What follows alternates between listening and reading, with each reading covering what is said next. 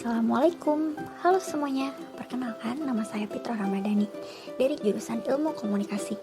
Dalam video ini saya akan menjelaskan sedikit tentang lobby dan negosiasi. Yuk simak videonya.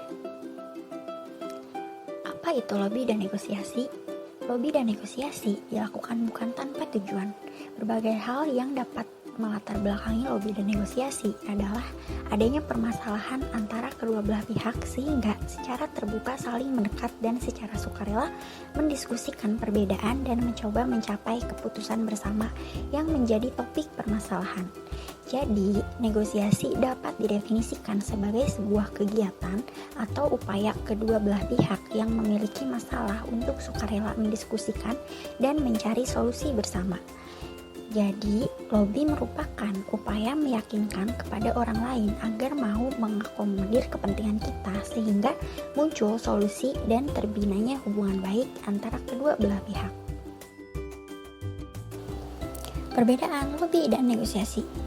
Lobby berbeda dengan negosiasi. Lobby bersifat tidak formal atau tidak resmi dan dapat dilakukan di luar forum. Sedangkan negosiasi bersifat resmi dan melibatkan pihak lawan dalam menentukan waktu dan proses negosiasi. Lobby bentuknya dapat berupa pembicaraan tidak resmi atau dapat berupa surat. Baik lobby dan negosiasi dapat melibatkan pihak ketiga sebagai perantara atau pihak yang membantu. Selanjutnya, ada karakteristik lobby. Yang pertama, bersifat tidak resmi atau informal, dapat dilakukan di luar forum atau perundingan yang secara resmi disepakati. Yang kedua, bentuk dapat beragam, dapat berupa obrolan yang dimulai dengan tegur sapa atau dengan surat. Yang ketiga, waktu dan tempat dapat kapan saja dan di mana saja. Artinya, sebatas dalam kondisi wajar atau suasana memungkinkan. Waktu yang dipilih atau dipergunakan dapat mendukung dan menciptakan suasana yang menyenangkan. Yang keempat, pelaku atau pihak yang melakukan lobby dapat beragam dan siapa saja, yakni pihak yang berkepentingan dapat pihak eksklusif ataupun pemerintahan, pihak legislatif, kalangan bisnis, aktivis LSM, tokoh masyarakat atau ormas, atau pihak lain yang terkait pada objek lobby. Bila dibutuhkan, dapat melibatkan pihak ketiga untuk perantara. Yang terakhir, ada arah pendekatan dapat bersifat satu arah. Pihak yang melobi harus aktif mendekati pihak yang dilobi. Lobi diharapkan tidak bersikap pasif atau menunggu pihak lain sehingga terkesan kurang perhatian. 3. Analisis masalah lobby dan negosiasi. Yang pertama, analisis masalah. Analisis masalah dapat dilakukan dengan melakukan riset awal, membaca laporan perkembangan, melakukan wawancara, membaca hasil audit, dan melakukan pemetaan terjadinya konflik. Dalam melakukan analisis masalah, wajib mengetahui sumber masalah, pihak-pihak yang terlibat masalah, dan seberapa besar potensi masalah yang ada. Yang kedua, analisis situasi dapat dilakukan dengan berbagai pendekatan, diantaranya adalah analisis metrik, analisis H, atau analisis SWOT. Paling populer adalah analisis SWOT, di mana ada pemetaan terkait kekuatan, kelemahan, peluang, dan tantangan.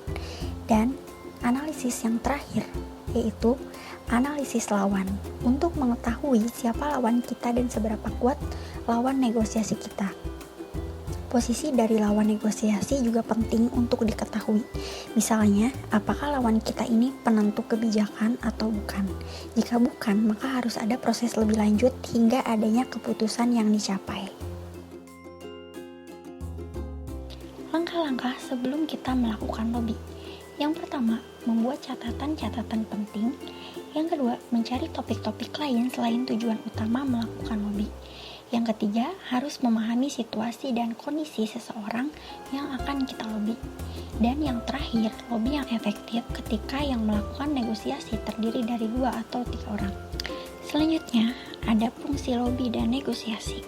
Negosiasi memiliki 5 fungsi utama, yaitu mencapai kesepakatan atau win-win solution, menyelesaikan permasalahan, membuka peluang, mendapatkan keuntungan, dan merawat hubungan, baik hubungan jangka pendek maupun jangka panjang. Sedangkan lobby memiliki fungsi untuk melindungi berbagai kepentingan kita, atau perusahaan atau individu. Membuka komunikasi, memperlancar upaya negosiasi, serta meningkatkan sinergi dengan pihak lain. Pendekatan yang dilakukan dalam upaya lobby juga bermacam-macam. Bisa dilakukan dalam melakukan pendekatan dengan mengambil keputusan melalui orang dekat atau lingkungan sang pengambil keputusan, melakukan pendekatan kemasyarakatan, maupun secara organisasional. Selanjutnya, cara-cara melakukan lobby. Yang pertama, perlu mengenal target lobby dengan baik. Artinya, hal ini sangat perlu karena teknik yang akan dipergunakan tergantung dari siapa yang akan dilobi. Untuk mencapai keberhasilan yang optimal, maka pelobby harus memahami atau mengenal dengan baik sifat, sikap, dan pandangan bahkan mungkin perilaku orang yang akan dilobi. Yang kedua, penampilan diri yang baik. Artinya, seorang pelobby harus mampu menampilkan diri dengan baik sehingga menimbulkan kesan yang positif bagi pihak yang dilobi. Penampilan diri ini tidak berarti semata-mata hanya bersifat fisik seperti pakaian dan sebagainya, tetapi juga kepribadian dan intelektualitas. Yang ketiga, memperhatikan situasi dan kondisi. Situasi dan kondisi yang ada atau melingkupi suasana lobby harus diperhatikan oleh pelobby. Demikian pula perubahan-perubahan yang terjadi.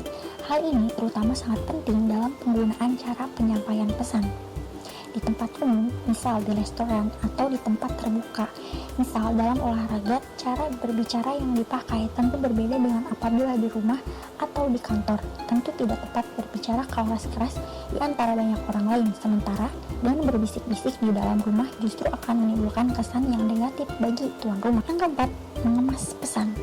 Artinya, seseorang akan mudah tertarik apabila menyaksikan sesuatu dikemas atau diatur dengan rapi, sebagaimana misalnya makanan yang disajikan di meja makan yang ditata rapi dan indah tentu akan menimbulkan selera yang berbeda-beda, apalagi hanya disajikan dalam bungkusan atau kotak. Yang kelima, jangan takut gagal. Pepatah mengatakan kegagalan adalah keberhasilan yang tertunda. Adalah hal yang biasa bahwa tidak semua usaha pasti berhasil, apalagi dalam waktu cepat dan singkat, lebih-lebih dalam lobby. Lobby dilakukan untuk melakukan atau mengubah pihak atau orang yang semula tidak suka menjadi suka, yang semula menolak menjadi menerima, dan yang menentang menjadi mendukung. Oleh karena itu, maka dukungan yang diharapkan tidak selalu bisa diperoleh berulang kali. Dengan demikian, maka pelobby tidak boleh takut gagal. Dia harus memiliki optimisme, telaten, sabar, gigih, dan fleksibel. Selanjutnya, manfaat dalam melakukan lobby. 1. Mempengaruhi pengambilan keputusan agar keputusannya tidak merugikan para pelobby dari organisasi atau lembaga bisnis.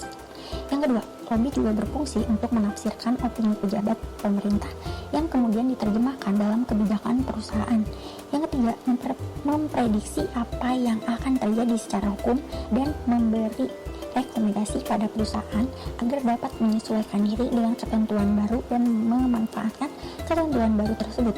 Yang keempat, menyampaikan informasi tentang bagaimana sesuatu kesatuan dirasakan oleh perusahaan, organisasi, atau kelompok masyarakat tertentu. Oke, cukup sekian materi yang bisa saya sampaikan. Kurang lebihnya mohon maaf, dan semoga materi ini bisa dipahami dengan baik. Thank you for watching guys. Wassalamualaikum warahmatullahi wabarakatuh. Bye-bye.